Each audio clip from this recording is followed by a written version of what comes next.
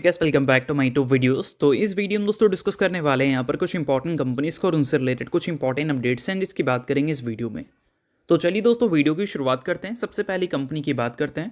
पहली कंपनी का नाम है दोस्तों टाटा एलेक्सी लिमिटेड।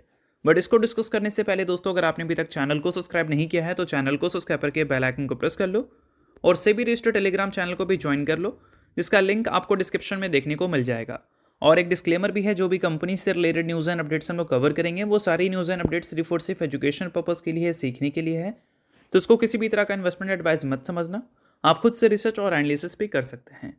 चलिए दोस्तों वीडियो की शुरुआत करते हैं। सबसे पहले बात करते हैं टाटा एलेक्सी से रिलेटेड कुछ इंपॉर्टेंट न्यूज़ एंड अपडेट्स के बारे में। सो दोस्तों आज के दिन की बात करें तो टाटा एलेक्सी आपको काफ़ी ज़्यादा फोकस में देखने को मिल रही थी। फोकस में रहने का सबसे बड़ा रीज़न क्या है? टाटा एलेक्सी का परफॉर्मेंस। आज के दिन काफ़ी अच्छी तेज़ी हमें टाटा एलेक्सी में विटनेस करने को मिली थी। अब वो तेज़ी के पीछे का प्रॉपर रीज़न क्या है वो हम लोग इस वीडियो में समझेंगे, ताकि आपको चीज़ों को समझने में आसानी हो कि आज के दिन कंपनी में इतनी अच्छी तेज़ी क्यों थी। तो सबसे पहले एक चीज़ समझ लो कि अगर टाटा एलेक्सी की बात करें तो इसको लेकर जो फ्यूचर फोरकास्ट हमारे पास देखने को मिलते हैं, उसको देखकर जो एनालिस्ट के ओपिनियंस हैं वो कुछ खास हमें अच्छे देखने को मिलते नहीं हैं। 14 एनालिस्ट की रेटिंग्स हमें देखने को मिलती है और 14 एनालिस्ट का जो एवरेज है वो हमें ये बताता है कि 85.71% एनालिस्ट कंपनी को सेल रेटिंग दिए हैं, 7.14% एनालिस्ट कंपनी को बाय रेटिंग दिए हैं और 7.14 ही कंपनी को होल्ड रेटिंग दिए हैं। देखा जाए तो रेटिंग को कभी भी ब्लाइंडली फॉलो नहीं करना होता है, बट ये सारी चीज़ें जो मेंशन की गई हैं वो मैं बता रहा हूँ आपको, ठीक है। तो बोल सकते हैं कि इस कंपनी को लेकर जो एनालिस्ट के ओपिनियंस हैं, चाहे ब्रोकरेज हाउस की बात करें या फिर इंडिविजुअल एनालिस्ट की बात करें, वो कुछ खास अच्छी हमें देखने को मिलती नहीं है। और यही चीज़ें आज के दिन हमें क्लिक होती हुई दिखी है, जिस वजह से टाटा एलेक्सी ने अच्छा परफॉर्मेंस दिया है। तो एग्जैक्ट वो चीज़ें क्या है तो चलो समझो। सो अब दोस्तों वीडियो में आगे बढ़ने से पहले बात कर लेते हैं एक सेबी रजिस्टर्ड टेलीग्राम चैनल के बारे में, जिसका नाम है ट्रेडर बाजी। अब ये सेबी रजिस्टर्ड रिसर्च एनालिस्ट हैं जिनका रजिस्ट्रेशन नंबर आपको यहाँ पर देखने को मिलता है और इनको 8 साल से भी ज़्यादा का एक्सपीरियंस है ऑप्शन एंड स्विंग ट्रेडिंग में। साथ में 3000 से भी ज़्यादा लोगों को ऑलरेडी ये ट्रेन कर चुके हैं। तो इनके टेलीग्राम चैनल का जो लिंक है वो आपको डिस्क्रिप्शन में देखने को मिल जाएगा। लिंक के थ्रू जाकर जरूर इस चैनल को आप ज्वाइन कर लेना। ज्वाइन करने का सबसे बड़ा प्लस पॉइंट ये है कि काफ़ी सारी कंपनी के टेक्निकल्स को प्रॉपर एनालिसिस कर यहाँ अपडेट किया जाता है, जो कि अभी आपको यूट्यूब पे तो देखने को नहीं मिलता, जिसको आप यहाँ पर आकर ज़रूर चेकआउट कर सकते हैं। उसके अलावा दोस्तों मार्केट से रिलेटेड जो समरी होती हैं वो सारी चीज़ें आपको यहाँ पर देखने को मिलती हैं। मार्केट से रिलेटेड जो इंपॉर्टेंट न्यूज़ एंड अपडेट्स होता है वो भी आपको यहाँ पर देखने को मिलता है। साथ में सेबी रजिस्टर्ड टेलीग्राम चैनल है तो इनके कॉल्स वगैरह भी दिखते हैं, जिसको भी चाहो तो आप चेकआउट कर सकते हो। तो लिंक डिस्क्रिप्शन में है, लिंक के थ्रू जाकर बिल्कुल फ्री ऑफ कॉस्ट आप इस टेलीग्राम चैनल को ज्वाइन कर सकते हैं। सो देखो दोस्तों, आपको यहाँ पर मेंशन देखने को मिलेगा कि टाटा एलेक्सी आज के दिन 8% इसलिए भागती हुई दिखी है क्योंकि जेपी मॉर्गन ने अपने जो रेटिंग्स हैं उसको अपग्रेड किया है। जेपी मॉर्गन ने भी कंपनी को सेल रेटिंग ही दिया था, बट अभी उसको अपग्रेड किया है, इस वजह से टाटा एलेक्सी में 8% की तेज़ी हमें देखने को मिल रही है। तो एग्जैक्ट ये सारी चीज़ें हैं क्या, तो चलो उसको मैं डिटेल में समझाता हूँ। तो देखो दोस्तों, टाटा एलेक्सी को लेकर उन्होंने पहले अंडरवेट का रेटिंग दिया था, अभी उनका जो ओपिनियन है वो बदल चुका है, अंडरवेट से उन्होंने अब न्यूट्रल रेटिंग दी है। ठीक है, चलो ये चीज़ें हमने समझ लिया। और साथ में कंपनी के बिजनेस की अगर हम बात करें तो उसकी भी एस्टिमेट जो उन्होंने रखा था उसको भी उन्होंने अपग्रेड किया है। 26 से 28 तक जो फाइनेंशियल ईयर है वहाँ पर जो उनका एस्टिमेट था कंपनी के रेवेन्यू को लेकर, उसको 1% से 4% तक उन्होंने इंक्रीज़ किया है। मार्जिन्स की बात करें तो 10 बेसिस पॉइंट से 100 बेसिस पॉइंट तक उन्होंने इम्प्रूव किया है। और ईपीएस की बात करें तो उसको 1% से लेकर 8% तक इम्प्रूव किया है या फिर अपग्रेड किया है, ऐसा भी आप बोल सकते हैं। तो बोल सकते हैं एट द एंड ये सारी चीज़ें हमें ये बताती हैं कि पिछले कुछ साल में जो कंपनी स्ट्रगल की है अपने रेवेन्यू को, प्रॉफिट को ग्रो करने में, वो स्ट्रगल हो सकता है कि अगले कुछ सालों तक में भी कंपनी करती हुई देखने को ना मिले। अब कंपनी एक आपको रिकवरी फेस पे आती हुई दिखे। तो ये सारी चीज़ें जेपी मॉर्गन की तरफ से हमें सुनने को मिली हैं। साथ में दोस्तों उन्होंने ये भी बताया है कि अगर हम बात करें कंपनी के रेवेन्यू के बारे में, जो रिकवरी कमेंट्री उन्होंने किया है वो इसलिए किया है क्योंकि अगर हम यूरोपियन यूनियन की बात करें या फिर यूरोप की बात करें, सिंपल भाषा में, वो इन कंपनी के लिए सबसे बड़ा मार्केट है और वहाँ पे ER&D जो डिमांड है वो हमें बढ़ता हुआ दिख रहा है। ER&D का मतलब है इंजीनियरिंग रिसर्च एंड डेवलपमेंट, उसके डिमांड बढ़ता हुआ दिख रहा है या फिर बोल सकते हैं इम्प्रूव होता हुआ दिख रहा है। तो इसी वजह से जो जो टेक कंपनी ऑटो सेक्टर को सर्विसेज देती हैं, उनके डिमांड्स हमें इम्प्रूव होते हुए नजर आएंगे। और इसी चीज़ को लेकर उन्होंने डेटा मेंशन किया है, जिसमें उन्होंने बताया है कि ऑटो डिमांड की इम्प्रूवमेंट की वजह से कौन कंपनी कितना ज़्यादा फ़ायदा ले सकती है। तो देखो सबसे ज़्यादा फायदा उन कंपनी को होगा जो सबसे ज़्यादा डिपेंडेंट है। अब अगर हम बात करें टाटा एल्क्सी के बारे में, तो ये कंपनी का टोटल रेवेन्यू का 55% हमें ऑटो सेक्टर से आता हुआ दिखता है, 82% टाटा टेक्नोलॉजी का आता है और 100 का 100% केपीआईटी टेक्नोलॉजी का भी आता है। तो आज के दिन अगर टाटा एल्क्सी खुश है तो केपीआईटी टेक्नोलॉजी भी खुश है, क्योंकि केपीआईटी का भी परफॉर्मेंस हमें आज के दिन अच्छी देखने को मिली थी। तो दोनों की परफॉर्मेंस का बोल सकते हैं सेम ही रीज़न है, और दोनों का परफॉर्मेंस का रीज़न एक ब्रोकरेज हाउस है और वो है जीपी मॉर्गन और उनके रिपोर्ट्स। अब देखो दोस्तों, केपीआईटी टेक्नोलॉजी की बात करें तो इस कंपनी को लेकर मैक्सिमम जो एनालिस्ट हैं वो कुछ खास नेगेटिव कमेंट्री किए नहीं हैं। 20 एनालिस्ट की रेटिंग्स आपको देखने को मिलती है, जिसका एवरेज अगर निकालोगे तो 55% एनालिस्ट कंपनी को बाय रेट किए हैं और 20-25% आपको होल्ड और सेल के नंबर पे देखने को मिल रहे हैं। तो ये सारी चीज़ें जो बाय सेल और बोल सकते हैं होल्ड का जो पैरामीटर होता है रेटिंग्स का, इन सारी चीज़ों को ब्लाइंडली कभी भी फॉलो मत करना। ये सिर्फ ऐसे देखने के लिए होता है, सेंटिमेंट्स जानने के लिए होता है। बाकी ये सारी चीज़ों को कभी भी ब्लाइंडली फॉलो करने की ज़रूरत नहीं होती है।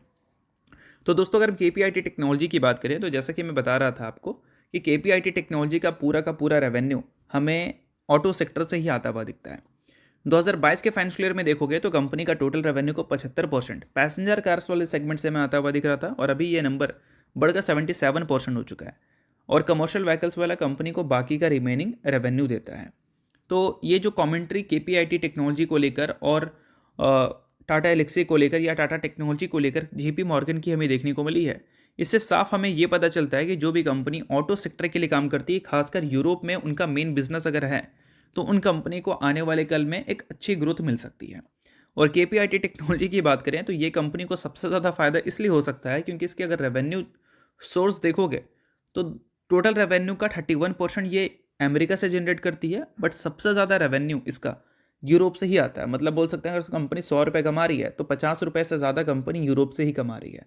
और यूरोप की ही ये कॉमेंट्री है कि यूरोप में ER&D डिमांड इंप्रूव हो रही है, तो उस केस में केपीआईटी जैसी कंपनीज आपको आगे चलकर एक अच्छा रेवेन्यू रिपोर्ट करती हुई नजर आ सकती है, खासकर तब जब इस कंपनी में आपको एक स्लोडाउन जैसी चीज़ें देखने को मिली है। कंपनी के क्वार्टरली रिजल्ट को अगर आप देखोगे तो पिछले कुछ टाइम में कंपनी के जो नंबर्स हैं वो लगातार आपको वैसे रिपोर्ट होते हुए देखने को नहीं मिले हैं जैसे कंपनी पहले रिपोर्ट करती हुई दिखती थी। कंपनी का रेवेन्यू पहले 17% से ग्रो किया, 16% पे आया, 12% पे आया, लास्ट क्वार्टर में तो सिंगल डिजिट में गया। और यही पहले का अगर नंबर देखोगे तो देख लो 47% से कंपनी रेवेन्यू ग्रो करती थी, 56% से, 60% से, 61% से। बट उसके आसपास भी फिगर अब हमें देखने को नहीं मिलती है, जिसको हो सकता है कि केपीआईटी टेक्नोलॉजी आगे चलकर आपको इंप्रूव करती हुई नजर आ जाए। तो ये सारी चीज़ों को आप नोट कर लो क्योंकि काफ़ी ज़्यादा इंपॉर्टेंट है। बाकी दोस्तों, इसके अलावा बात करें अगली कंपनी के बारे में तो उसका नाम है दोस्तों IEX, यानी कि इंडियन एनर्जी एक्सचेंज। बट इसको डिस्कस करने से पहले अगर आपने अभी तक सेबी रजिस्टर्ड टेलीग्राम चैनल को ज्वाइन नहीं किया है तो उसको जाकर आप ज्वाइन कर लो। लिंक आपको डिस्क्रिप्शन में देखने को मिल जाएगा। काफ़ी सारी कंपनी से रिलेटेड न्यूज़ एंड अपडेट्स आपको यहाँ पर दिखती हैं। इनफैक्ट कंपनी के जो टेक्निकल्स हैं उसको भी प्रॉपर एनालिसिस कर अपडेट किया जाता है, जिसको भी चाहो तो आप चेकआउट कर सकते हो। तो लिंक आपको डिस्क्रिप्शन में दिख जाएगा, लिंक के थ्रू जाकर बिल्कुल फ्री में आप चैनल को ज्वाइन कर सकते हैं। अब दोस्तों बात करते हैं IEX के बारे में। तो IEX को अगर आप देखोगे तो आज के दिन और कल के दिन दोनों दिन IEX की परफॉर्मेंस हमें काफ़ी अच्छी देखने को मिली थी, क्योंकि APTEL की तरफ से कंपनी को मिल चुका है काफ़ी बड़ा रिलीफ जो CERC ने क्रिएट किया था मार्केट कपलिंग को लेकर। अब देखो दोस्तों, मैं बता देना चाहूँगा आपको कि एक एलिगेशन लगी थी CERC के ऊपर। एलिगेशन इस चीज़ की थी कि CERC के जो टॉप ऑफिसर्स हैं उन्होंने इनसाइडर ट्रेडिंग किया है मार्केट कपलिंग के न्यूज़ को देखकर। ये सेबी ने भी एलिगेशन लगाया था और ये सारी चीज़ें हमें कोर्ट पे जाती हुई दिखी थी। बट अभी के टाइम पे देखोगे तो APTEL की तरफ से एक फेवरेबल कमेंट हमें देखने को मिला है IEX के फेवर में, जिसमें उन्होंने बताया है कि जो मार्केट कपलिंग नॉर्म है वो CERC के थ्रू जो इशू किया गया था वो बेशक बोल सकते हैं उनके जो कुछ ऑफिसर्स हैं उनको पैसे बनाने के लिए यूज़ किया गया था, ऐसा बोल सकते हैं हम सिंपल सी भाषा में। यानी कि बोल सकते हैं इनके जो टॉप लेवल के ऑफिसर्स हैं उन्होंने इस न्यूज़ का फ़ायदा उठाया था पैसे बनाने के लिए, ना कि इम्प्लीमेंट करने के लिए। ऐसी सारी चीज़ें, और ये सारी चीज़ें अगर होती हैं, मान लो मार्केट कपलिंग के जो नॉर्म्स हैं उसको हटा दिया जाता है, मार्केट कपलिंग इम्प्लीमेंट अगर नहीं होती है तो उस केस में क्या है, IEX के अर्निंग्स तो ग्रो कर ही रहे थे, बट इस कंपनी के स्टॉक की परफॉर्मेंस काफ़ी ज़्यादा ख़राब रह रही थी। क्यों भाई? क्योंकि मार्केट कपलिंग अगर इम्प्लीमेंट हो जाता तो ये कंपनी जो 90% के ऊपर का मार्केट शेयर ले रखी है वो मार्केट शेयर कंपनी सस्टेन ही नहीं कर पाती, सभी एक्सचेंज बराबर पे आ जाती। तो इस वजह से कंपनी के जो अर्निंग्स हैं वो आपको पहले की तरह ग्रो करती हुई देखने को नहीं मिलते, और जो प्राइस कंपनी सेट करती है वो बाकी एक्सचेंज आपको फॉलो करते हुए दिखती है। तो प्राइस भी बराबर हो जाएगा, तो उस केस में आईएक्स के पास आपको कोई भी क्लाइंट क्यों जाता हुआ दिखेगा। अगर जाएगा भाई तो ऑब्वियस सी बात है, जाएगा तो जाएगा, बट उतना नहीं जाएगा जितना आपको पहले जाते हुए देखने को मिलते थे। तो इन सारी चीज़ों की वजह से मार्केट कपलिंग की न्यूज़ आने के बाद आईएक्स आपको पिटती हुई दिखती थी, बट अभी के टाइम पे देखोगे तो न्यूज़ हमें सुनने को मिल रही है आईएक्स के फेवर में। हो सकता है कि मार्केट कपलिंग के जो नॉर्म्स हैं वो अब आपको इंप्लीमेंट होती हुई देखने को ना मिले, क्योंकि सेबी भी आईएक्स के फेवर में अब हमें देखने को मिल रही है, और साथ में एपीटीएल भी इस कंपनी के फेवर में दिख रही है। बाकी अगर आगे चलकर कोई अपडेट आएगी तो उसके बारे में भी हम लोग बात कर लेंगे।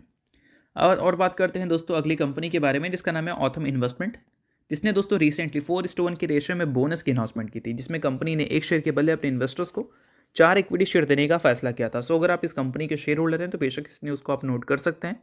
शेयर होल्डर नहीं है आप इग्नोर कर सकते हैं न्यूज़, इस वजह से मैंने बता दिया, बाकी ये किसी भी तरह का रिकमेंडेशन नहीं है। तो होप करता हूँ ये वीडियो आपको अच्छा लगेगा। डिशो लाइक कीजिए, सब्सक्राइब कीजिए। वीडियो के लिए बहुत बहुत शुक्रिया।